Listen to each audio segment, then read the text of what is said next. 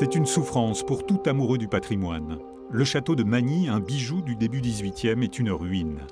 Sans entretien depuis des décennies, en partie détruit par un incendie en 2016, toiture écroulée, fenêtres brisées, il meurt doucement.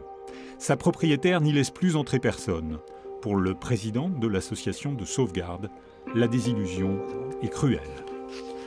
J'y suis attaché parce qu'étant d'Arromanches, les marquis de Magny qui l'ont construit au XVIIIe siècle étaient seigneurs d'Arromanches, donc je m'étais un petit peu intéressé à son histoire, et du coup, ça me fait mal au cœur de le voir s'écrouler. C'est tout de même un des plus gros et des plus importants châteaux du Bessin ou du Calvados.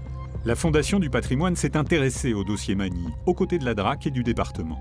Une première enveloppe de quelques dizaines de milliers d'euros avait été débloquée et une seconde beaucoup plus conséquente de 750 000, dont 300 000 de la Fondation étaient dans les tuyaux. Mais comme rien n'avance, la somme va sans doute bénéficier à d'autres sites.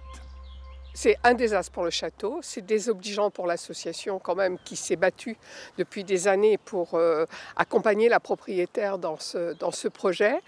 Et puis ça me met un petit peu en colère parce que c'est aussi de l'argent.